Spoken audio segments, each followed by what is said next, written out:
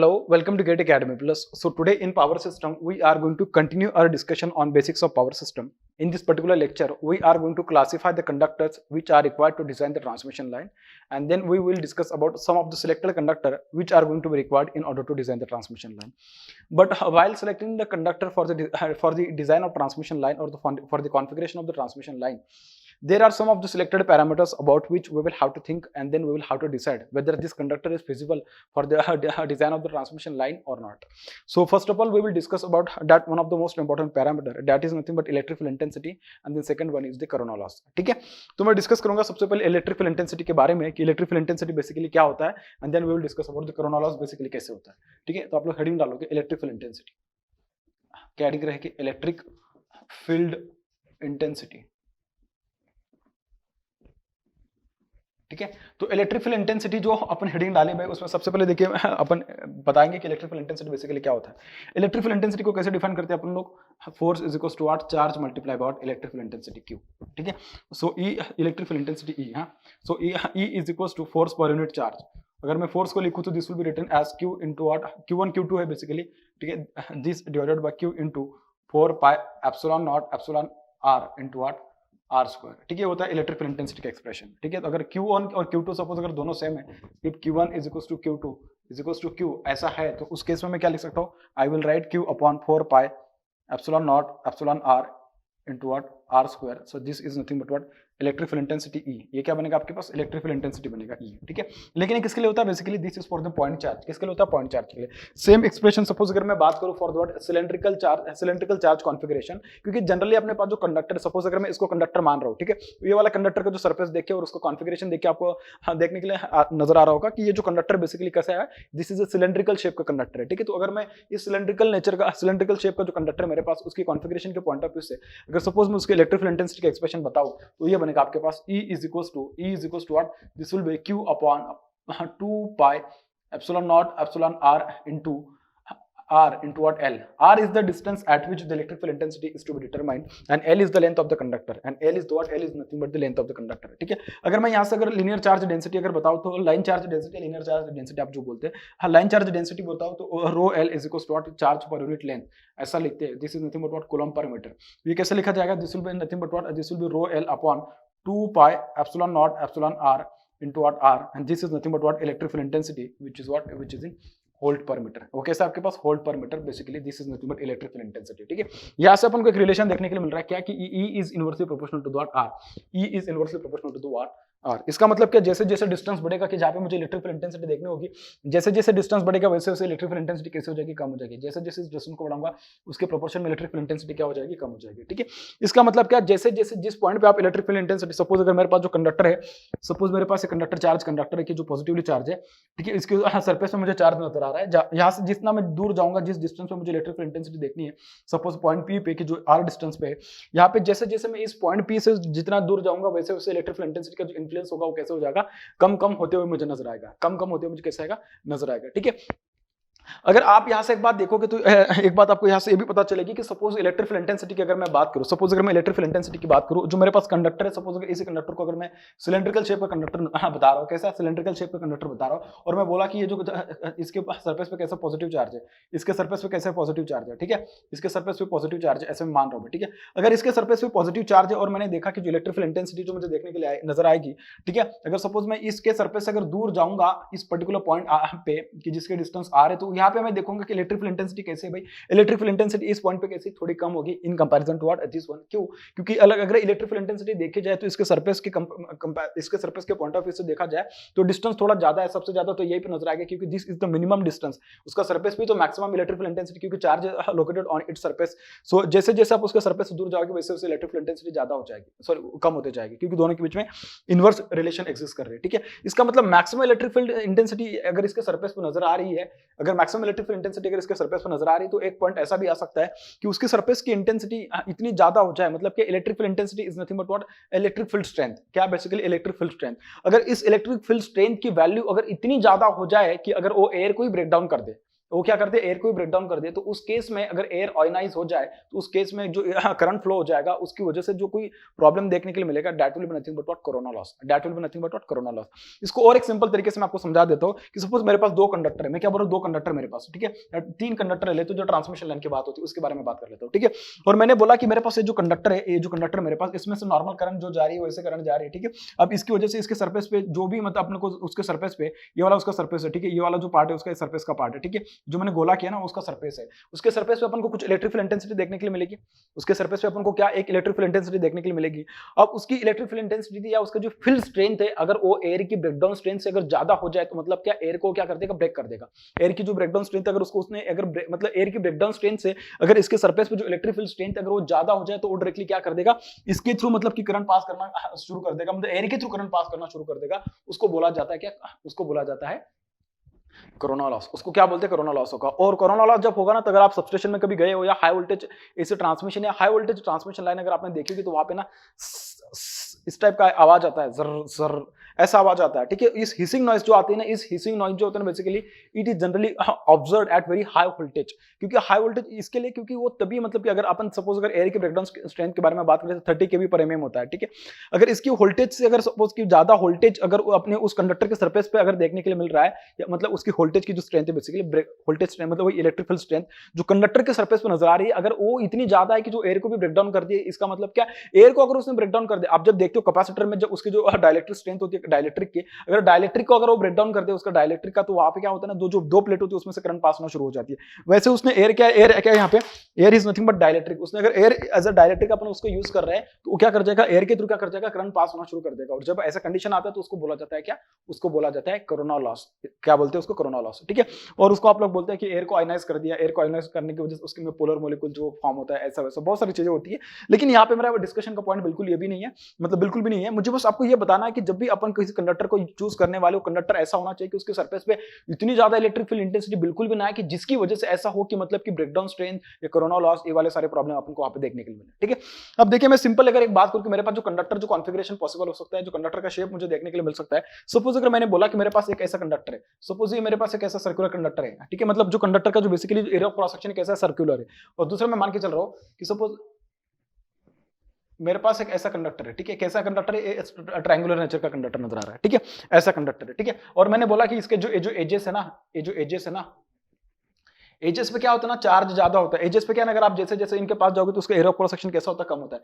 Area of cross section कैसा उसका कम हो जाता है, ठीक है। एरिया ऑफ क्रॉस सेक्शन अगर उसका कम हो रहा है, यहाँ पे अगर आप देखो एरिया ऑफ क्रॉस सेक्शन कैसा हो रहा है, उसका कम हो जा रहा है। अगर एरिया ऑफ क्रॉस सेक्शन कम होगा तो देखिए अपन जब चार्ज डेंसिटी की बात करते हैं, सरफेस चार्ज डेंसिटी की बात करते हैं, तो surface charge density rho S is equal to charge per unit area, charge per unit what area. अब मैंने क्या बोला, मैंने बोला कि सपोज अगर आपके पास ये जो है बेसिकली क्या बोल रहा हूं मैं, अगर सपोज एरिया अगर उसका कम हो रहा है तो इसका मतलब रो एस क्या होगा, इंक्रीज करेगा, रो एस क्या कर जाएगा, इंक्रीज कर जाएगा। और जब भी अपन electric field intensity for the what, ये जो टाइप का सरफेस चार्ज डेंसिटी के लिए अपन डिफाइन करते हैं, तो आता है आपके पास क्या आता है आपके पास है, अगर सपोज मैं गॉस लॉ से अगर बताऊं तो Q into what ds is equal to charge enclose per unit epsilon. So this will be Q sorry E into what 4 pi R square is equal to charge per unit what epsilon, ठीक है। यहाँ से अपन बताते हैं उसको, तो ये बन जाएगा आपके पास Q is equal to what, हाँ this will be charge per unit 4 pi R square into what 1 by epsilon. तो ये क्या बन जाता है आपके पास, रो एस अपॉन एप्सिलॉन। क्या बनता है, रो एस अपॉन एप्सिलॉन। ये बनता है अपने पास इलेक्ट्रिक फील्ड स्ट्रेंथ, ये क्या बनता है आपके पास, इलेक्ट्रिक फील्ड स्ट्रेंथ आती है, ठीक है। तो रो एस अपॉन एप्सिलॉन। तो यहाँ से आपको एक बात देखने के लिए मिल रही है कि E is directly proportional to dot और रो एस, मतलब क्या सरफेस चार्ज डेंसिटी की डायरेक्टली प्रोपोर्शनल है। इसका मतलब यहाँ से अपन को एक और बात ये भी देखने के लिए मिल रही है कि जैसे जैसे अपने पास जो इलेक्ट्रिक फील्ड इंटेंसिटी बेटा, जैसे जैसे इलेक्ट्रिक फील्ड इंटेंसिटी सॉरी जैसे जैसे रो एस बढ़ेगा वैसे वैसे क्या होगा, इलेक्ट्रिक फील्ड स्ट्रेंथ क्या हो जाएगी, बढ़ती जाएगी। इसका मतलब कि उसके कॉर्नर पे अगर इलेक्ट्रिक फील्ड स्ट्रेंथ अगर इतनी ज्यादा है तो उस केस में तुम समझ सकते हो, अगर हाई वोल्टेज इसे ट्रांसमिशन की बात करोगे उसमें अगर वोल्टेज इतना ज्यादा उसके सरफेस पे देखने के लिए मिल रहा है, हो सकता है कि उसकी ब्रेकडाउन हो जाए। मतलब कि अगर उसकी जो वोल्टेज की मतलब जो उसकी ब्रेकडाउन जो इलेक्ट्रिक फील्ड स्ट्रेंथ उसके सरफेस पे नजर आ रही है, अगर उसकी वैल्यू एयर के ब्रेकडाउन स्ट्रेंथ से ज्यादा हो जाए तो उस केस में क्या हो जाएगा, एयर आयोनाइज हो जाएगी। जैसे भी एयर आयोनाइज होगी तो वहां पे कोरोना लॉस वाली प्रॉब्लम देखने के लिए मिल सकती है। क्या देखने के लिए मिल सकता है, कोरोना लॉस वाली प्रॉब्लम देखने के लिए मिल सकती है। इस कंडक्टर के बारे में अगर मैं बात करूं तो इस कंडक्टर के हर एक जगह पे जो उसकी रेडियस देखने के लिए मिल रही है कैसे है, सेम है। कैसे कहा है भाई, हर एक जगह पे उसकी जो रेडियस देखने के लिए मिल रही है कैसे है, सेम है। अगर सेम है तो हर एक जगह पे इलेक्ट्रिक फील्ड स्ट्रेंथ कैसे होगी, सेम होगी। Electric field strength will be uniform, E will be uniform, ठीक है। अगर इलेक्ट्रिक फील्ड स्ट्रेंथ कैसे होगा, यूनिफॉर्म होगा, ऐसा होगा तो कोरोना लॉस कैसा होगा, हाँ corona loss will be less. इसमें भी होगा कोरोना लॉस, ऐसा नहीं कि नहीं हो सकता, लेकिन कम होगा इसके कंपैरिजन में। So corona loss will be less, loss will be less, ठीक है। इसमें कैसा होगा, corona loss will be more, corona loss will be more. इसका मतलब कि आपको एक बात यहाँ से तो समझ में आ गई, जब भी मैं करंट को मतलब जब मैं कंडक्टर को डिजाइन करूंगा तो कंडक्टर को मुझे इस तरीके से कंसीडर करना पड़ेगा कि उसका जो एरिया ऑफ क्रॉस सेक्शन होगा वो कैसा होना चाहिए, सर्कुलर होना चाहिए, ना कि कैसा होना चाहिए, ट्रायंगुलर होना चाहिए। क्योंकि अगर ट्रायंगुलर हो गया तो उसके जो सरफेस जो होंगे, इसके जो एजेस होंगे, एजेस पे क्या होता है ना, हाई उसका एजेस का जो एरिया होता है वो एरिया ऑफ क्रॉस सेक्शन कम होने की वजह से उसके सरफेस पे सॉरी एजेस पे क्या होगा ना, चार्ज डेंसिटी ज्यादा होगी। चार्ज डेंसिटी ज्यादा होने की वजह से इलेक्ट्रिकल इंटेंसिटी कैसे होगी, ज्यादा होगी। इलेक्ट्रिकल इंटेंसिटी कैसे होगी, ज्यादा होगी। और इलेक्ट्रिकल इंटेंसिटी अगर ज्यादा हो गई और उसकी वैल्यू अगर एयर की ब्रेकडाउन स्ट्रेंथ से अगर ज्यादा हो जाए तो वो क्या करेगा, एयर को क्या कर देगा बेटा, आयोनाइज कर देगा। क्या कर देगा, एयर को आयोनाइज कर देगा। अगर उसने एयर को आयोनाइज कर दिया उस केस में आपको पता है भाई, उस केस में अपन को पता है एयर को आयोनाइज करने की वजह से अपन को क्या पता है, कोरोना लॉस हो सकता है। क्या हो सकता है, कोरोना लॉस हो सकता है, ठीक है।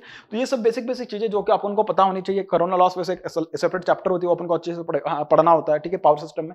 जब उसका टाइम आएगा तब वो भी मैं इसको डिस्कस करूंगा।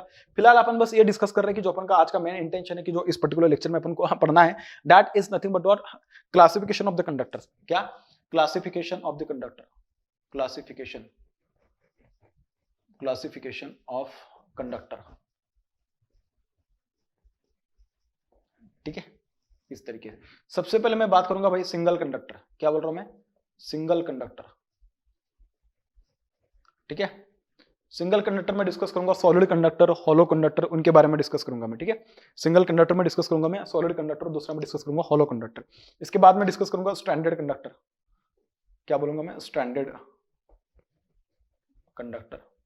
उसके बाद अपन डिस्कस करेंगे कंपोजिट कंडक्टर। क्या, कंपोजिट कंडक्टर, ठीक है। उसके बाद अपन डिस्कस करेंगे बंडल कंडक्टर, बंडल कंडक्टर, ठीक है। इस तरीके से अपन डिस्कस करेंगे। तो आप लोग सबसे पहले हेडिंग डालोगे सिंगल कंडक्टर के बारे में। किसके लिए, सिंगल कंडक्टर की। सिंगल कंडक्टर बेसिकली क्या होता है, ठीक है भाई। तो मैं डिस्कस कर रहा हूं अभी सिंगल कंडक्टर, ठीक है। सिंगल कंडक्टर के बारे में डिस्कस कर रहा हूं। तो सिंगल कंडक्टर बेसिकली क्या होता है बेटा, ठीक है। देखिए जब भी अपन सिंगल कंडक्टर की बात करें तो सपोज अगर मैंने सिंगल कंडक्टर ड्रॉ किया, क्या मैंने सपोज अगर सिंगल कंडक्टर ड्रॉ किया, ठीक है, इस तरीके से, ठीक है। ये एक कंडक्टर है और इस कंडक्टर का सेकंड वाला पार्ट में यहाँ पे ड्रॉ कर रहा हूँ, ठीक है। गोला नजर आ रहा है सही से कि गोला ऐसा, ठीक है भाई। अगर ऐसा नजर आ रहा है तो देखिए इसमें से अगर मैं दो बात करूँ ना, अगर सपोज इसमें से अगर मैं एसी करंट को डीसी करंट को पास कराऊं और सपोज इस कंडक्टर से अगर सपोज मैं एसी करंट को पास कराऊं, कौन सा करंट, एसी करंट को मैं पास कराऊं, ठीक है।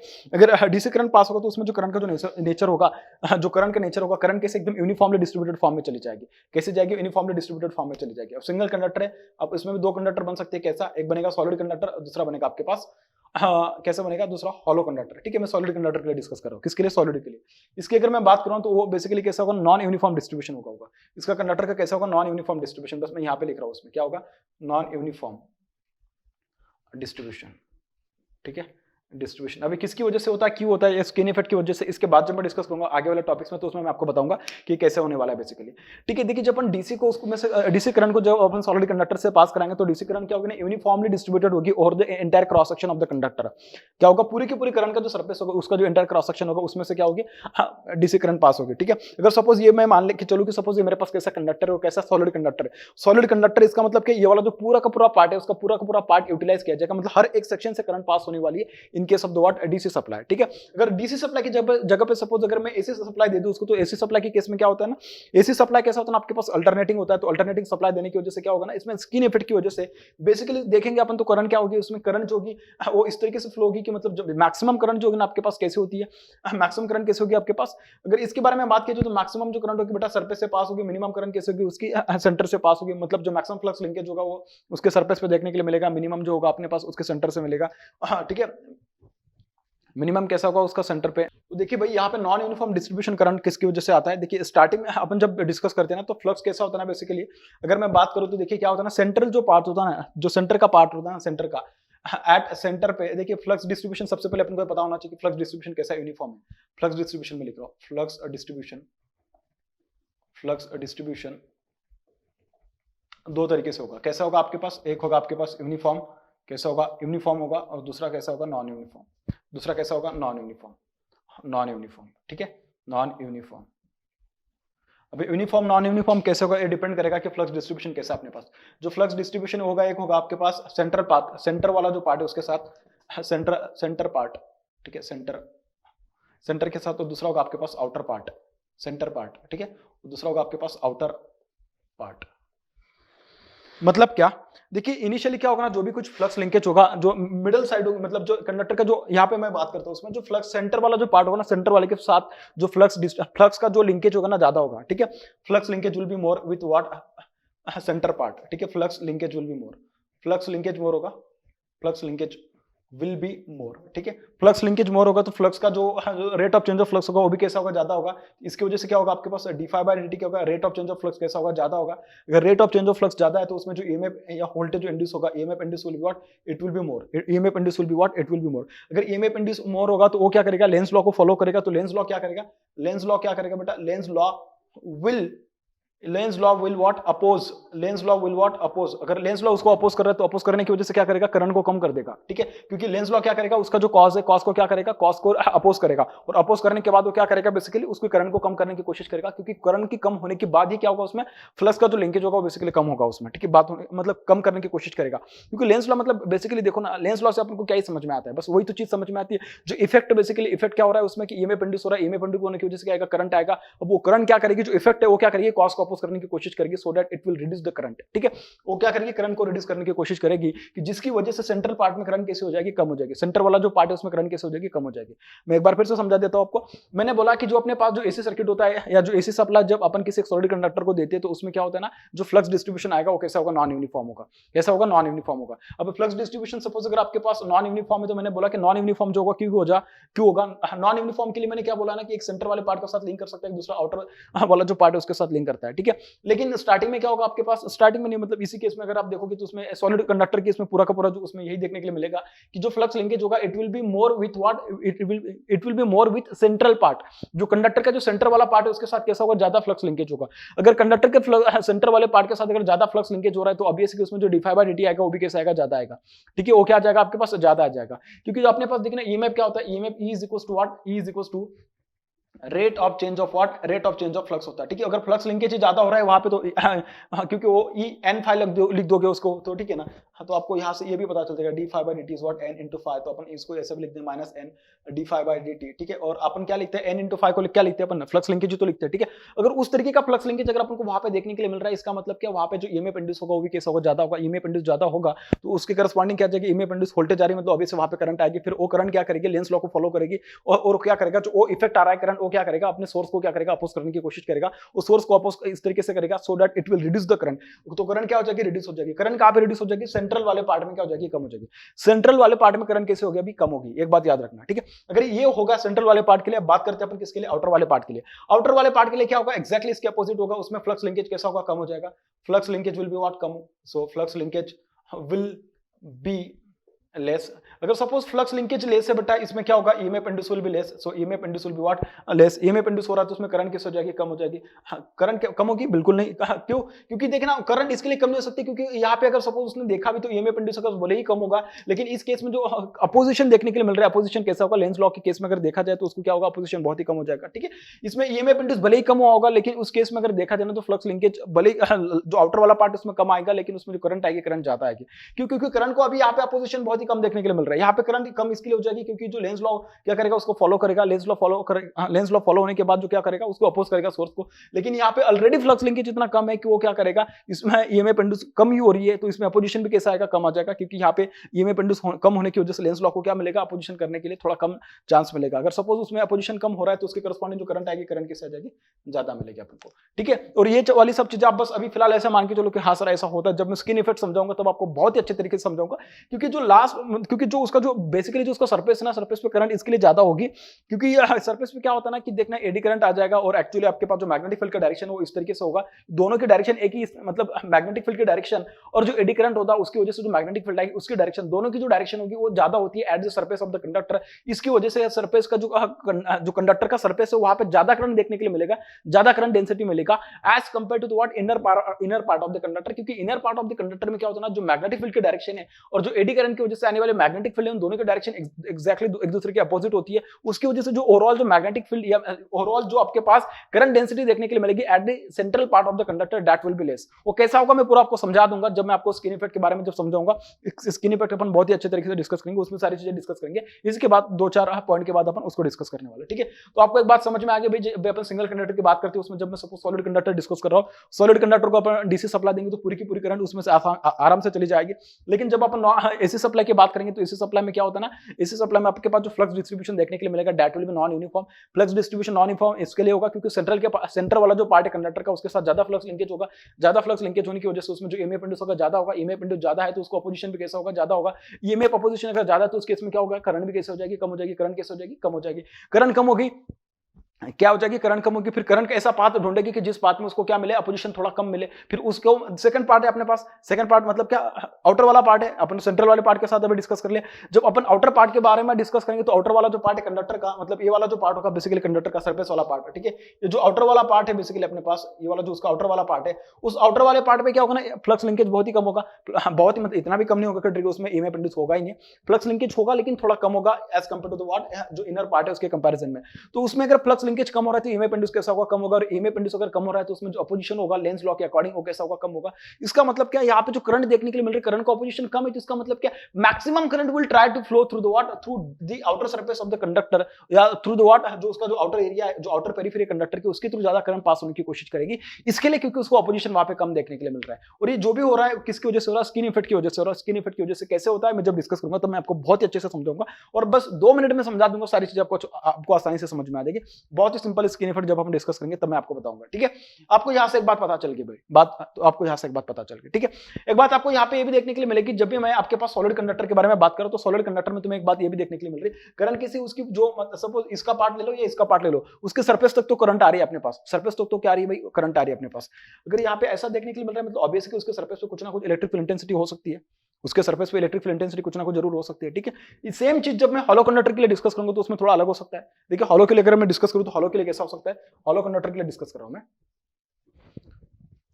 देखिए अगर हॉलो कंडक्टर के बारे में बात करूं ना मैं, तो हॉलो कंडक्टर का ये वाला जो पार्ट है ना उसमें से करंट पास होने वाली है, क्योंकि ये वाला जो पार्ट है ना इस तरीके से होगा आपके पास, ठीक है। ये वाला हॉलो कंडक्टर बेसिकली, ठीक है। ये हॉलो कंडक्टर उसका ये वाला जो पार्ट है ना इसके थ्रू करंट पास होने वाली बेसिकली,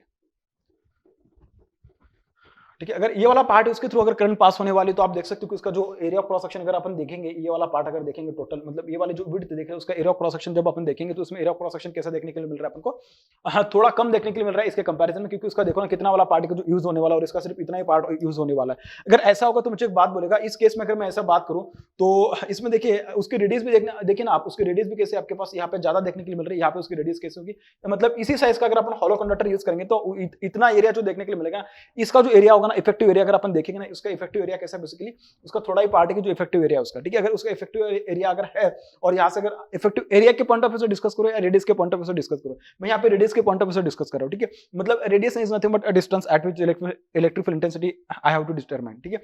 अगर इस डिस्टेंस पे अगर मैं उसकी इलेक्ट्रिक फील्ड इंटेंसिटी देख रहा हूं तो E is inversely proportional to what R, तो मतलब क्या इसके और इसके कंपैरिजन में अगर मैं देखूं तो इसकी रेडियस थोड़ी ज्यादा होगी, मतलब क्या जिस पॉइंट पे मैं इलेक्ट्रिक फील्ड इंटेंसिटी देखना चाहता हूं वो थोड़ा ज्यादा है हॉलो कंडक्टर के कंपैरिजन में। अगर वो ज्यादा है तो उस केस में अगर ये ज्यादा है तो इलेक्ट्रिक फील्ड इंटेंसिटी कैसे होगी, कम होगी। और इलेक्ट्रिक फील्ड इंटेंसिटी अगर कम हो रही है तो इस केस में अगर मैं देखूं तो कोरोना का जो मेरे पास जो प्रॉब्लम है, कोरोना कैसा हो, कोरोना का जो लॉस होगा कैसा होगा, कम होगा। किसके केस में, हॉलो कंडक्टर के केस में।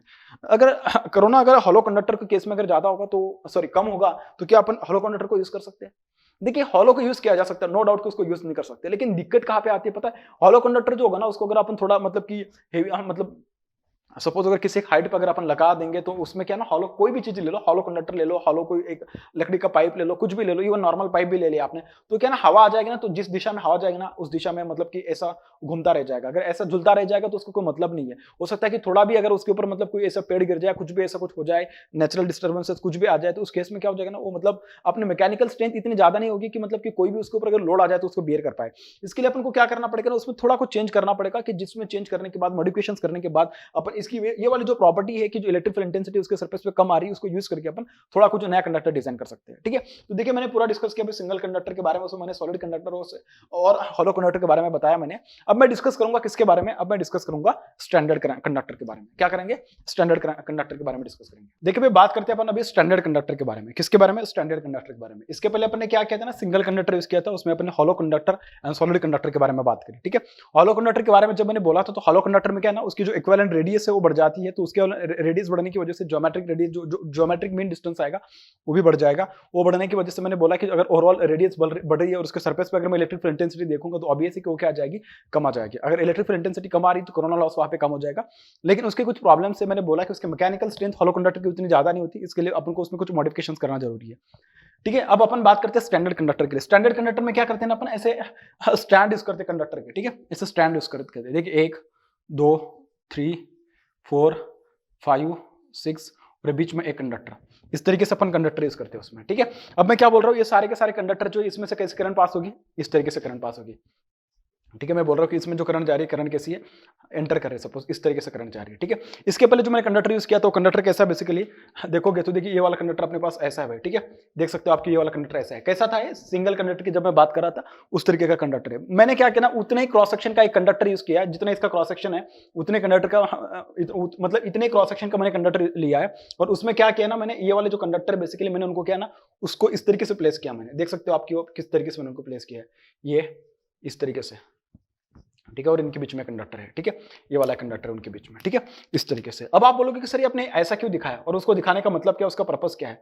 मैंने देखो उसको इसके लिए दिखाया क्योंकि यार इसको इस तरीके से दिखाने की वजह से क्या है ना कि इसके पहले जो प्रॉब्लम मुझे यहाँ पे single conductor that to what solid conductor with AC supply, जब मुझे नॉन यूनिफॉर्म फ्लक्स डिस्ट्रीब्यूशन दिख रहा था, उसकी वजह से जो करंट का फ्लो देख रहा था वो सेंट्रल पार्ट से कम आ रहा था और आउटर पार्ट से ज्यादा आ रहा था। वो वाले प्रॉब्लम पे मैं क्या कर दूंगा अभी यहाँ पे ओवरकम कर दूंगा। कैसे, क्योंकि यहाँ पे देखिए ना जो भी करंट आएगी, करंट के पास 5-6 अलग अलग पाथ देखने के लिए मिलेगा। ये वाला, ये वाला, ये वाला, ये वाला, ये वाला, ये वाला, मतलब इतने अलग अलग पाथ देखने के लिए मिल रहा है। तो वो वाला जो प्रॉब्लम होगा ना यहाँ पे नलिफाई हो जाएगा। ठीक है, तो अगर वो वाला प्रॉब्लम नलिफाई हो जाएगा मतलब वो प्रॉब्लम किसकी वजह से आता था, स्किन इफेक्ट की वजह से आता था। तो मैं यहाँ पे लिख दूं क्या, skin effect will be reduce due to what, standard conductor. So skin effect will be reduce, skin effect will be reduce. ठीक है, इस तरीके से होगा। लेकिन इसका एक दो प्रॉब्लम है, ये वाला जो है ना कि मतलब ये वाला जो कॉन्फ़िगरेशन है कंडक्टर का, स्टैंडर्ड कंडक्टर का, इनका एक प्रॉब्लम है। कैसा, देखिए अगर इनको बेसिकली अपन क्या करते हैं ना, ऐसे 5 मैंने स्टैंड ले लिए, ये 6 स्टैंड और बीच में एक 7वां स्टैंड ले लिया। जो बीच वाला कंडक्टर है उसके ऊपर मैंने क्या है ना, ये ट्विस्टेड फॉर्म में मैंने उसके लेयर फॉर्म करिए। क्या है, ट्विस्टेड फॉर्म में उनके लेयर फॉर्म किए मैंने। अगर सपोज उसके ट्विस्टेड फॉर्म में अगर मैंने उसके लेयर फॉर्म किए तो वहां से आपको एक बात देखने के लिए मिलेगी, क्या उसकी जो मैकेनिकल स्ट्रेंथ होगी ना वो इतनी ज्यादा नहीं होगी। क्या बोल रहा हूँ, उसकी मैकेनिकल स्ट्रेंथ ज्यादा नहीं होगी। आप खुद देख लीजिएगा ना, सपोज बीच वाला स्टैंड है, सपोज अगर एक ऐसा स्टैंड है, ठीक है, और आप क्या कर रहे हैं ना, उसके ऊपर ऐसे अलग अलग स्टैंड लगा रहे हैं, 1 2 3 4 5, उनको ट्विस्टेड फॉर्म में लगाने वाले आप। ठीक है, सपोज ऐसा ऐसा एक ये वाला स्टैंड है। ठीक है, दूसरा स्टैंड आपके पास कैसा है, इस तरीके से है। ठीक है, जो तीसरा स्टैंड है आपके पास ये इस तरीके से है। ठीक है,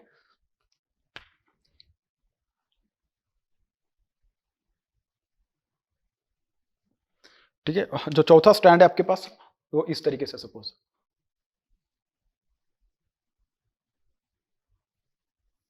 इस तरीके से। तो यहां से आपको देखने के लिए मिल रहा है कि अगर ये जो बीच वाला कंडक्टर है वो भी कंडक्टर करंट कैरी कर रहा है, ये भी करंट कैरी कर रहा है, तो उसकी जो मैकेनिकल स्ट्रेंथ है ना उतनी ज्यादा नहीं होती। क्योंकि देखो ना, आप खुद सोच के देखिएगा कि मतलब जो सभी की स्ट्रेंथ सेम है और अगर थोड़ा भी कुछ प्रॉब्लम आता है उनको तुम ना तो ऐसा एकदम खींच सकते हैं, ना तो उसकी इतनी ज्यादा टेंसाइल स्ट्रेंथ होगी, ना ही ज्यादा कुछ उसकी मैकेनिकल स्ट्रेंथ होगी। अगर आप उसको ऐसा लगा दोगे, सपोज अगर आपने इसको ऐसा लगा दिया, ठीक है, ऐसे अगर आपने इस कंडक्टर को सपोज अगर इन दोनों के बीच में अगर इसको अगर आपने ऐसा बना दिया तो मतलब ये इस तरीके से रह जाएगा, तो उसमें क्या आ जाएगी, सैग प्रोड्यूस हो जाएगी। क्या हो जाएगी, सैग प्रोड्यूस हो जाएगी। तो जो स्टैंडर्ड कंडक्टर है उसकी प्रॉब्लम है कि मतलब उसमें बस ये वाला फायदा है कि मतलब हमको देखने को मिल रहा है कि स्किन इफेक्ट कम हो जाएगा। लेकिन इस केस में अगर देखा जाए तो उसकी मैकेनिकल स्ट्रेंथ इतनी ज्यादा नहीं है। क्या बोल रहा हूं मैं, उसकी मैकेनिकल स्ट्रेंथ इतनी ज्यादा नहीं है, उसकी टेंसाइल स्ट्रेंथ भी ज्यादा नहीं है। अगर मैकेनिकल स्ट्रेंथ ज्यादा है, उसकी टेंसाइल स्ट्रेंथ ज्यादा नहीं और थोड़ी लॉन्ग लेंथ के लिए अगर आप उसको बनाओगे तो बीच में क्या प्रोड्यूस होगा, सैग देखने के लिए मिल जाएगा। क्या आएगा, सैग।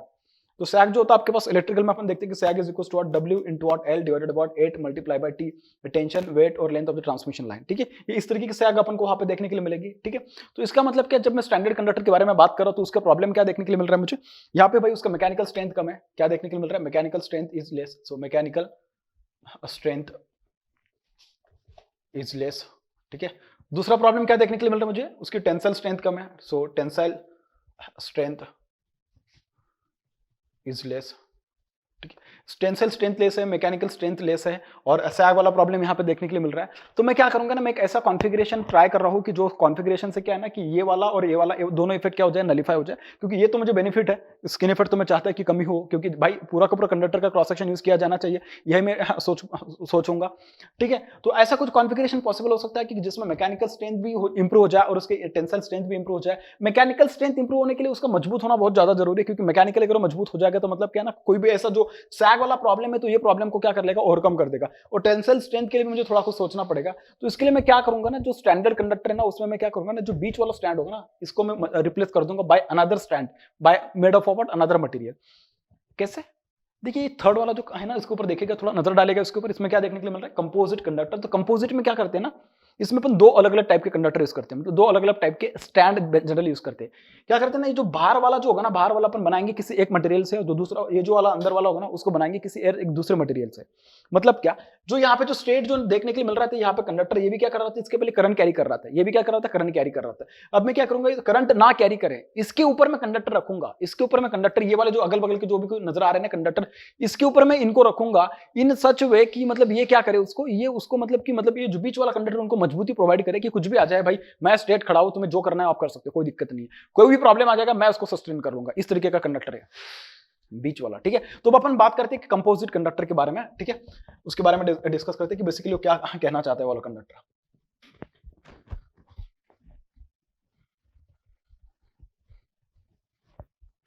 ठीक है, अगर मैं बात करूंगा कंपोजिट कंडक्टर के लिए तो देखते हैं कि उसमें क्या है बेसिकली।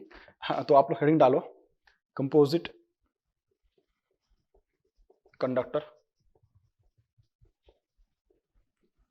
ठीक है, तो जो कंपोजिट कंडक्टर की जब बात चलेगी भाई, तो उसमें देखते हैं कि क्या बोला मैंने, जो बाहर के कंडक्टर होंगे आप उनको किसी एक मटेरियल से बनाएंगे। जनरली अपन यहाँ पे जो पावर ट्रांसमिशन लाइन की बात करते हो तो उसमें अपन एल्यूमिनियम जनरल यूज करते हैं। ठीक है, तो 1 2 3 4 5 6, और ये जो बीच वाला होगा ना, इसमें देखिए जो बाहर के जो कंडक्टर, जो बाहर के स्टैंड होंगे मेरे पास, जो बाहर के जो भी कुछ स्टैंड होंगे मेरे पास, these will be made of what, aluminium, and the central one will be made of what, steel. ये किससे बना होगा, स्टील से बना होगा। और स्टील क्या करेगा, उसको रेनफोर्समेंट प्रोवाइड करेगा, मतलब क्या, उसको मजबूतीकरण प्रोवाइड करेगा, कि जिसकी वजह से क्या होगा ना, जो भी प्रॉब्लम मैं बोल रहा हूँ मैकेनिकल स्ट्रेंथ वाला, टेंसिल स्ट्रेंथ वाला, ये वाले प्रॉब्लम के ऊपर क्या करेंगे अपन, ओवरकम कर लेंगे। क्या करेंगे, ओवरकम कर लेंगे। अगर ऐसा हो जाएगा तो वो वाला जो कंडक्टर फॉर्म होगा उसको मैं बोलूंगा ACSR कंडक्टर। उसको मैं क्या बोलूंगा, ACSR कंडक्टर। सर ACSR का मतलब क्या होता है, ACSR का मतलब होता है एल्यूमिनियम कंडक्टर स्टील रेनफोर्स। क्या बोल रहा हूं मैं, एल्यूमिनियम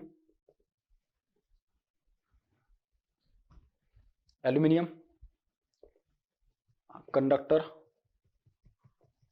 स्टील रेनफोर्स। ठीक है, उसको बोलेंगे ACSR कंडक्टर, रेनफोर्स्ड कंडक्टर। ठीक है, इस तरीके से। तो ये जो बीच वाला कंडक्टर होगा ना, वो क्या करेगा, उसको रेनफोर्समेंट प्रोवाइड करेगा, बेसिकली मजबूतीकरण प्रोवाइड करेगा। और जो बाहर वाले कंडक्टर है बेसिकली ये वाला कुछ कैरी नहीं करेगा, ये वाले क्या करेंगे, ये करंट कैरी करेंगे। ठीक है, एक्चुअल करंट इनसे पास होगी और ये क्या करेगा, ये बस उनको मजबूतीकरण मतलब सपोर्ट करेगा कि भाई तुम लड़ो, हम कपड़े संभालते हैं तुम्हारे।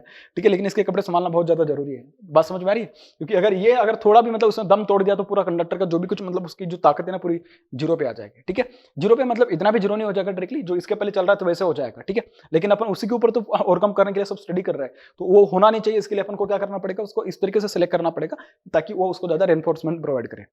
तो देखिए आपने फर्स्ट, सेकंड, थर्ड 3 कंडक्टर के बारे में डिस्कस कर लिए, लेकिन आपके दिमाग में एक सवाल आएगा कि सर ये जो कंडक्टर बेसिकली उनको कैसे डिसाइड करेंगे कि मतलब कौन से कंडक्टर कहाँ पे यूज किए जाते हैं, मतलब कितने नंबर ऑफ कंडक्टर यूज किए जाएंगे। ठीक है, अगर वो डिसाइड करना तो उसके लिए क्या है ना कि एक फॉर्मूला है, उस फॉर्मूले से अपन जाते हैं कि कितने नंबर ऑफ कंडक्टर यूज किए जाएंगे। ठीक है, अगर नंबर ऑफ ACSR कंडक्टर अगर मुझे देखने तो देखिए कैसे अपन डिसाइड करेंगे उनको। मैं उसको यहां से हटा देता हूं और यहीं पे मैं डिस्कस करता हूं उसको। ठीक है, यहीं पे अपन डिस्कस कर लेते हैं। Number of conductor used in ACSR configuration, ऐसा लिखिएगा। क्या बोल रहा हूं मैं, number of conductor, number of conductors used in ACSR configuration. ठीक है, इस तरीके से। तो उसके लिए मैं जो नंबर ऑफ कंडक्टर यूज किए जाएंगे उसको मैं बोल रहा हूं n is equal to what, this is equal to 3 times of x square minus 3x plus 1 plus what 1। ठीक है, तो देखिए मैं क्या बोलूंगा उसको मैं क्या बोलूंगा, देखिए तो देखिए भाई n is equal to 3x square minus नहीं है प्लस आएगा 3x square plus 3x plus 1, ठीक है। अब मैं देखूंगा कि कितने नंबर ऑफ कंडक्टर मुझे लगने वाले, number of conductors used in ACSR configuration, इसमें कितने कंडक्टर यूज किए जाएंगे उनके बारे में डिस्कस कर रहा हूं मैं, ठीक है। सपोज अगर मैंने बोला कि मुझे कोई भी लेयर नहीं चाहिए, ठीक है, अगर जीरो लेयर मतलब कि जो सेंट्रल कंडक्टर है, जो में एक कंडक्टर है उसका अगर सपोज मुझे उसके करस्पॉन्डिंग अगर मुझे लेयर जीरो चाहिए, n इज इक्वल टू 0, तो सॉरी नंबर ऑफ लेयर्स में बोल रहा हूं यहाँ पे, ठीक है, नंबर ऑफ लेयर्स, ठीक है, number of layers n is equal to what, suppose 0 है, तो उस केस में अगर मैं x का वैल्यू अगर सपोज 0 पुट कर दूं तो उसमें क्या आ जाएंगे नंबर ऑफ स्ट्रैंड जो मुझे लगेंगे, कितना आएगा, n इज इक्वल टू 1 लगेगा, कितना आएगा, 1 लगेगा।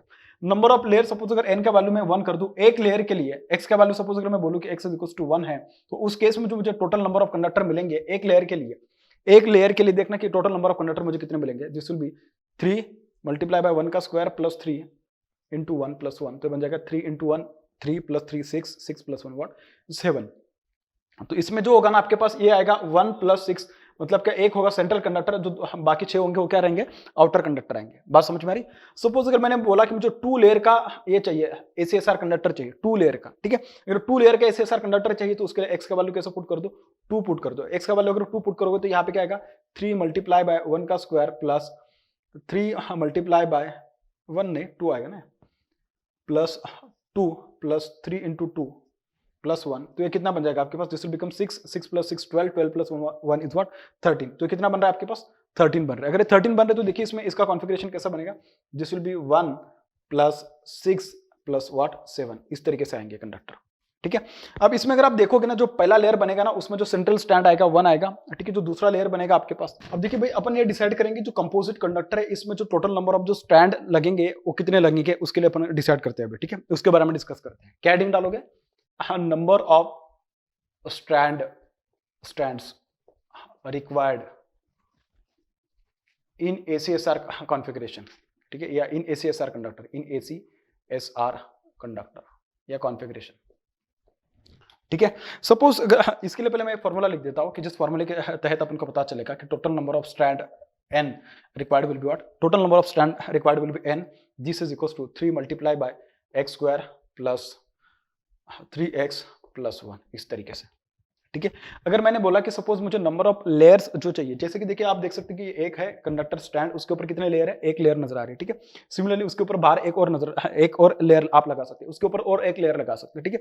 अगर मैंने बोला कि सिर्फ सेंट्रल स्टैंड के बारे में बात करूं उसके ऊपर कोई भी लेयर नहीं है, तो उस केस में अगर मैंने बोला कि for n equals for zero layer, ठीक है, फॉर जीरो लेयर देखिए नंबर ऑफ स्टैंड रिक्वायर्ड कितने होंगे, total number of stand required will be what, those will be equals to n is equals to what, x का value 0 put करना है इसमें, ठीक है। अगर x का वैल्यू 0 पुट करेंगे तो कैसा आएगा, this will be equals to what, this will be equals to n is equals to 3 multiply by 0 plus 3 multiply by 0 plus 1 is equals to what 1। मतलब क्या अगर आप सिर्फ एक लेयर की बात करें तो उस केस में जो टोटल आपको नंबर ऑफ स्टैंड रिक्वायर्ड कितने रहेंगे भाई, ACSR कॉन्फ़िगरेशन में सिर्फ एक स्टैंड आपको लगेगा, ठीक है। उसके बाद सपोज अगर मैंने बोला कि मुझे एक लेयर का आपको ACSR कंडक्टर बनाना है, क्या बनाना है, एक लेयर का ACSR कंडक्टर बनाना है, तो कैसे बनाएंगे, 1 layer is equals to what, n is equals to देखते हैं कि कितने नंबर ऑफ स्टैंड लगेंगे, this is equals to 3 multiply by 1 plus 3 multiply by 1 plus 1, इसका स्क्वायर है, ठीक है, तो ये बन जाएगा आपके पास टोटल 7। तो आप में से कुछ लोग बोलेंगे कि सर ये जो 7 है आपने जो लिखा है कि 1 लेयर के लिए लिखा है तो डायरेक्टली एक लेयर के ऊपर क्या, बिल्कुल नहीं, इसमें क्या था ना आपके पास ये इसको अगर मैं देखूं तो ऐसा उसको लिखा जाएगा 1 प्लस 6, इसका मतलब क्या, जो सेंटर वाला स्टैंड रहेगा वो एक रहेगा, उसके बाद 6 कंडक्टर रहेंगे। देखिए कैसे, ये रहेगा आपके पास एक सेंटर पे, उसके अगल बगल में कितने टोटल 6 कंडक्टर बनेंगे, इस तरीके से ये टोटल बने कितने 6, ठीक है, इस तरीके से। सपोज अगर मैंने बोला कि मुझे 2 लेयर चाहिए, ठीक है, फॉर 2 लेयर के लिए क्या करोगे, x का वैल्यू 2 पुट कर देना, तो number of stand required will be what, this will be equals to 3 multiply by 2 का square plus 3 multiply by 2 plus 1, तो कितना बन जाएगा 4 मल्टीप्लाई बाय 3 12, 12 प्लस 6 7, 12 प्लस 6 व्हाट 18, 18 प्लस 1 19। तो 19 को कैसे स्प्लिट किया जाएगा, सो दैट अपन को पता चलेगा। देखिए मुझे एक बात पता है, यहाँ पे कितना है 6, उसके बाद ये 7, मुझे टोटल कितने चाहिए 19 चाहिए, और ये फर्स्ट लेयर है, सेकंड लेयर के लिए टोटल में कितना आना चाहिए 19 माइनस 7 कर लो 12, तो ये आ जाएगा आपके पास 1 प्लस 6 प्लस 12, ठीक है। इसका मतलब कि इसके बाहर का जो लेयर बनेगा उसमें क्या बनेंगे, टोटल 12 आपके पास स्टैंड आएंगे। देखिए 1 2 3 4 5 6 7 8 9 10 11, यहाँ पे आएगा 12, ये कितने आएंगे आपके पास 12 स्टैंड आ रहे हैं, तो ठीक है, ये सेकंड लेयर में, ठीक है। आप देख सकते हैं कि इसके पास जो टोटल कितने स्टैंड बन रहे हैं, दीज आर टोटल 12, ठीक है। इसकी करस्पॉन्डिंग अगर मैं बात करूँ तो है required total number of stand are what, total 6, और ये क्या आपके पास, दिस इज सेंट्रल स्टैंड, ये क्या अपने पास सेंट्रल स्टैंड है भाई। बात समझ में आ रही? इस तरीके से सपोज अगर मैंने बोला कि मुझे 3 लेयर चाहिए, क्या चाहिए मुझे 3 लेयर चाहिए, तो तीसरी जो लेयर बनेगी उस तीसरी लेयर में total number of conductor total number of stand कितने रिक्वायर्ड है, उसके लिए कुछ भी नहीं, बस फॉर्मूला आपको पता चल गया, बस वैल्यूज पुट कर दी तो 3 मल्टीप्लाई बाय 3 का पावर 2 प्लस 3 इंटू 3 प्लस 1, तो कितना बन जाएगा 9 मल्टीप्लाई बाय 3 27, 27 प्लस 9 कितना बन जाएगा, ये बन जाएगा टोटल 10, तो बन जाएगा कितना 37, कितना बन जाएगा 37। तो कैसे स्प्लिट करोगे उसको, 1 प्लस 6 प्लस 12 कितना बन जाएगा, ये बनेगा 19, कितना बनेगा 19, और ये बनेगा आपके पास 18, क्या बनेगा 18। तो इसका मतलब क्या, जो इसके आगे इसके ऊपर जो बनाओगे आप उसमें कितना बनने चाहिए, टोटल 18 कंडक्टर आपके पास आने चाहिए, कितने टोटल 18 आने चाहिए, तभी जाके आपके पास जो एक्चुअल कॉन्फ़िगरेशन वो बनेगा। इसका मतलब ये बिल्कुल भी नहीं कि कुछ भी उठा के कुछ भी रख दोगे और वो चल जाएगा, ऐसा बिल्कुल भी नहीं है। ठीक है, गिन लेना, मैं लिखते जा रहा हूँ, 1 2 3 4 5 6 7 8 9 10 11 12 13 14 15 16 17 18, देखो एक एक्स्ट्रा मैंने बना दी, कोई बात नहीं।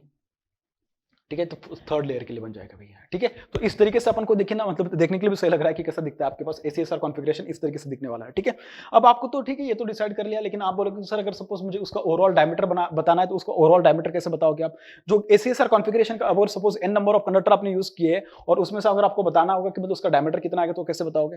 ठीक है, उसका डायमीटर अगर बताना ना, तो उसके लिए छोटा सा फॉर्मूला है, उसको लिख लो आप लोग, कि जो ओवरऑल डायमीटर आएगा उसका, किसका, जो पूरा का पूरा जो डायमीटर आएगा उसका, तो डायमीटर देखिए कैसे आएगा, ओवरऑल डायमीटर में उसको बोल रहा हूँ, overall diameter for ACSR conductor, for ACSR conductor उसको आएगा, मैं बोल रहा हूँ D, this is equals to what, this is equals to 2n plus 1, या n की जगह मैंने x यूज किया ना वहां पे, ठीक है, तो मैं x यूज कर रहा हूँ, 2x plus 1 into what d, d is nothing but what, a diameter of the small conductor, small stand का एक diameter, एक stand का diameter। ठीक है, अब मैं क्या बोल रहा हूँ, सपोज अगर मैंने सिर्फ और सिर्फ एक स्टैंड यूज किया होगा, क्या यूज किया होगा मैंने, सिर्फ एक स्टैंड यूज किया होगा। ठीक है, एक स्टैंड अगर यूज किया होगा मैंने, ठीक है, तो उसमें अगर देखा जाए तो नंबर ऑफ लेयर कितने आपके पास, एक स्टैंड के लिए नंबर ऑफ लेयर कितने होते हैं बेटा 0, तो एक स्टैंड के लिए नंबर ऑफ लेयर कितना होता है 0, यहाँ एक से होता है। ठीक है, ये भी क्या बेसिकली एक से, अगर 0 है उस केस में अगर मैं बात करूँ तो 2 multiply by 0 plus 1 into d, तो उसका जो ओवरऑल डायमीटर आएगा वही डायमीटर आएगा जो कि एक स्टैंड का है। ठीक है, इस तरीके से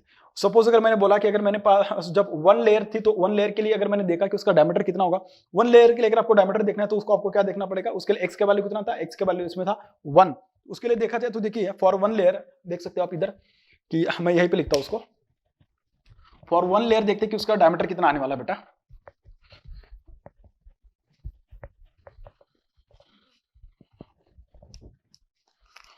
फॉर वन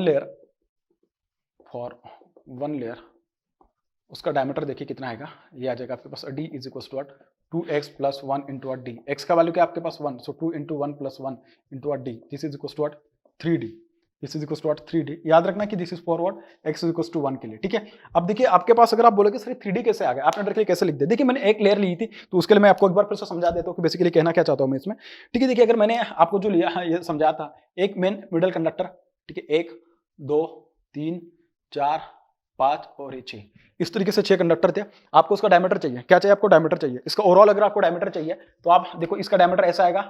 ठीक है, जब मैं उसको ऐसा बनाऊंगा यार तो सर्कल की तरह नजर आ रहा है। ठीक है, ये सर्कल दिख रहा है, तो उसका डायमीटर मतलब ऐसा आ रहा है। ठीक है सर, इसके बीच में तो बहुत गैप है, एक्चुअली मैंने गैप दिखाया, एक्चुअली इसमें गैप होता नहीं, देखोगे तो आप ऐसा देखने के लिए मिलेगा आपको। ठीक है, ऐसा आएगा देखने के लिए मिलेगा, ऐसा कुछ ऐसा कुछ होता है। ठीक है, अगर आप कहीं से भी देखोगे, एक्चुअली कहीं से भी अगर आप देखोगे ना, आपको 3 स्टैंड उसमें देखने के लिए मिल रहे होंगे, ये 3 स्टैंड। ठीक है, ये 3 स्टैंड अगर आप कहीं से भी देखोगे तो आपको 3 स्टैंड देखने के लिए मिलेंगे। ठीक है, इस तरीके से अब मैंने ड्रॉ किया, हैंड रिटन है तो आप समझ सकते हो चीजों को थोड़ा। ठीक है, इस तरीके से आप देखोगे तो देखिए इसका डायमीटर, इसका डायमीटर, इसका डायमीटर, मतलब कि 3 स्टैंड का डायमीटर कुल मिलाओगे तब जाके आपको एक ओवरऑल डायमीटर मिलेगा, वो जो कंडक्टर होगा ACSR कंडक्टर उसका। लेकिन उसमें सिर्फ जो लेयर होंगी ना, लेयर एक ही होगी, तब जाके आपको सिर्फ 3 मिलेंगे। अगर लेयर में 2 बढ़ा दूं, मतलब कि अगर सपोज मैंने बोला कि मेरे पास जो ACSR कंडक्टर उसमें 2 लेयर है, क्या बोल रहा हूं मैं, उसमें 2 लेयर है, अगर उसमें सपोज अगर 2 लेयर है तो उसका ओवरऑल डायमीटर कितना आएगा, कुछ भी नहीं, अपने पास फॉर्मूला है भाई, ये वाला फॉर्मूला, उसमें x का वैल्यू 2 पुट कर दो, x का वैल्यू अगर 2 पुट कर दो तो क्या मिलेगा तुम्हें, this will B 2 multiply by 2 plus 1, तो ये बन जाएगा आपके पास व्हाट 5d मिल रहा है आपके पास। ठीक है, तो इसके अकॉर्डिंग अगर आप देखोगे, देखिए कहीं से भी आप देखोगे तो आपको देखिए 5 कंडक्टर देखने के लिए मिल रहा है, 2 लेयर है, 1 और 2, ये 2 लेयर है। ठीक है, अगर मैं देखूंगा तो देखिए आपको 5 देखने के लिए मिल रहा है। 5 स्ट्रैंड देखने के लिए मिल रही है। सर ये तो इन दोनों के बीच में बहुत गैप है। मैंने बोला यार गैप होता नहीं, बस मैंने दिखाया आपको समझाने के लिए, वहां पे वैसे दिखाया। एक्चुअली देखा जाए ऐसे बहुत क्लोज होते हैं एक दूसरे की। ठीक है, तो इस तरीके से आपको ये सब चीजें समझ में आनी चाहिए, क्योंकि जब भी अपन को क्वेश्चन मिलेगा ना तो क्वेश्चन में डायरेक्टली कैसा लिखा होगा, देखो कैसा लिखा होगा, आपको ऐसा लिखा होगा x, y this is to what 1 comma या सपोज 2 कॉमा, ऐसा कुछ भी बोल देता हूँ मैं, बस बोल रहा हूँ मैं। यहाँ पे मैक्सिमम कुछ लिखा होगा, सपोज 12 कॉमा 18 ऐसा कुछ लिखा हो। तो जो छोटा नंबर होगा ना हमेशा याद रखना कि ये क्या आएगा आपके पास, स्टील के स्टैंड आएंगे। जो बड़ा नंबर होगा वो किसके रहेगा आपके पास, एल्यूमिनियम के स्टैंड आएंगे। क्या आएगा, एल्यूमिनियम के स्टैंड आएंगे। ठीक है, और उसने बोला होगा और आपको समझ में भी आ जाएगा, सपोज अगर उसने यहाँ पे 7 लिखा है, ठीक है, सपोज अगर उसने यहाँ पे 7 लिखा है, यहाँ पे उसने 7 लिखा है, ठीक है, और ऐसा कुछ भी लिखा होगा यहाँ पे इसके आगे, तो 7 अगर लिखा होगा तो आपको समझ में आ जाएगा कि यहाँ पे 1 + 6 ऐसा कुछ लिखा होगा। तो इसका मतलब क्या, यहाँ पे लेयर कितना आपके पास 1, अगर लेयर 1 है तो इसका मतलब क्या आपको यहाँ से पता चल जाएगा। उसका अगर ओवरऑल डायमीटर पता करना होगा तो d = 2 × 1 + 1 × what d, तो जो ओवरऑल डायमीटर आएगा आपके पास this will be 3d = what capital D, ये आएगा आपके पास उसका डायमीटर। ठीक है, मैं देख लेता हूँ, मेरे पास एक हाथ क्वेश्चन होगा, उस क्वेश्चन में देखना वो किस तरीके से बात करता है, तो फिर मैं वहां से आपको बताता हूँ कि वो कैसे कैसे क्वेश्चन पूछता है। डायरेक्टली आपको बोल देगा कि ऐसे ऐसे इतने इतने कंडक्टर यूज किए, और वहां से अपन को डिसाइड करना पड़ेगा कि उसका ओवरऑल डायमीटर कितना आएगा। ठीक है, और डायरेक्टली ऐसा बोल देता है एक्चुअली वो, और वहां से अपन को पूरा का पूरा डिटरमाइन करना होता है भाई चीजों को, कि बेसिकली वो मेरे पास है ऐसे 1-2 questions.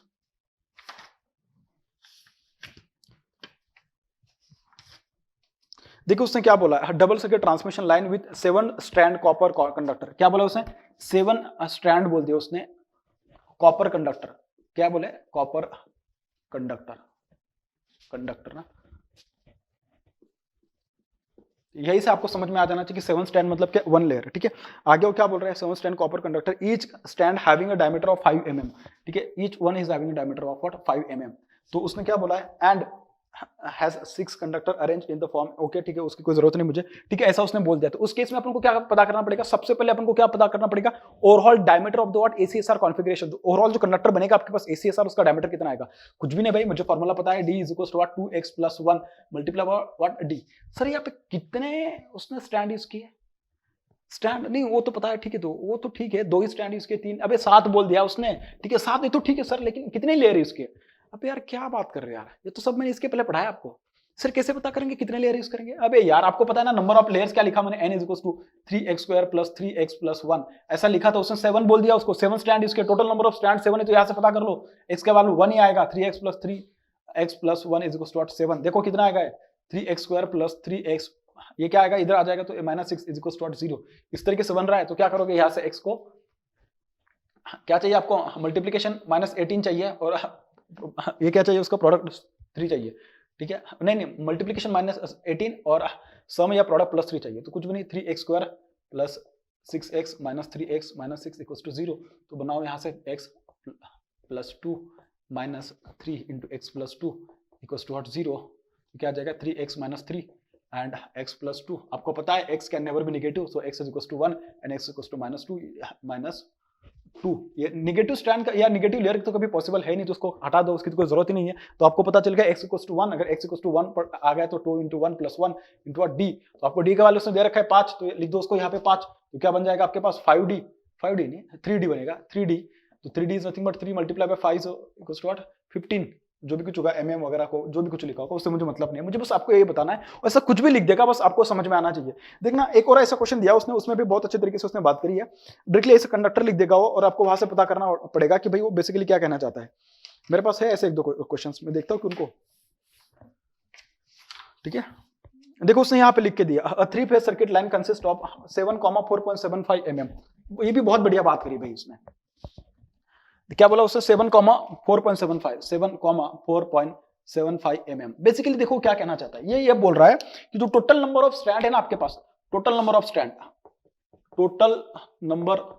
Strand in ACSR configuration कितने हैं भाई, ये 7 है। ठीक है, तो n का वैल्यू मुझे मिल गया कितना भाई, 7। ओके बहुत बढ़िया है, 7 स्टैंड हो सकते हैं, उसमें नंबर ऑफ लेयर कितने आएंगे, अभी लेयर क्या अभी तो पता है यार, x = 1, सो x = 1। और ये क्या बोल रहे हैं सर, ये d का वैल्यू बोल रहा है, क्या बोल रहा है, d का वैल्यू बोल रहा है। ठीक है, d = 4.5 mm।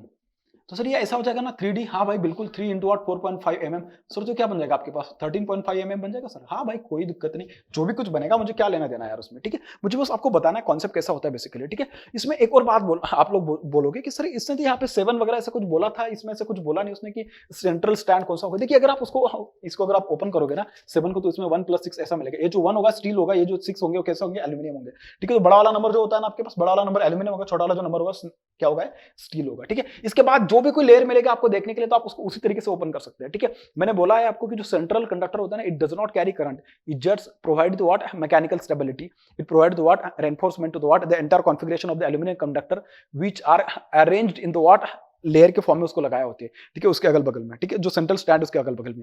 ये सब चीजें मैं आपको क्यों समझा रहा हूं इतना, ये इसके लिए समझा रहा हूं क्योंकि इसके आगे जब मैं डबल सर्किट ट्रांसमिशन लाइन की बात करूंगा तब जाके देखना आपको इसकी बहुत ज्यादा जरूरत पड़ने वाली इन सब चीजों की। मैं अभी ना जब बंडल कंडक्टर वगैरह डिस्कस करूंगा, इनको मैं अभी डिस्कस नहीं करूंगा, जब उसका टाइम आएगा ना, मतलब कि जब इंडक्टेंस ऑफ ट्रांसमिशन लाइन की जब बात चलेगी ना, तो उसमें जब मैं डबल सर्किट ट्रांसमिशन लाइन की बात करूंगा तो उसमें क्या होगा ना, एक ही कंडक्टर को बाय यूजिंग 4 डिफरेंट कंडक्टर में उसको बनाऊंगा। उस टाइम पे मैं आपको दिखाऊंगा कि उसको कोरोना लॉस कैसे कम किया जाता है, कैसे कैसे उसका जो मतलब कि जो बहुत सारे फायदे उसके स्किन इफेक्ट वगैरह जो भी कुछ फायदे होंगे उनको कैसे कैसे कम करेंगे उसके बारे में उस टाइम पे मैं डिस्कस करूंगा। फिलहाल तो बस मैं कंपोजिट कंडक्टर के ऊपर इस चैप्टर को क्लोज कर रहा हूं। उसके बाद जब टाइम आएगा bundle conductor inductance of transmission line का जब मैं टॉपिक पढ़ाऊंगा उस टाइम पे मैं उसको बहुत अच्छे से डिस्कस करूंगा, क्योंकि वहां पे उसका एप्लीकेशन आपको बहुत अच्छे लेवल पे समझ में आएगा, ठीक है भाई, ओके।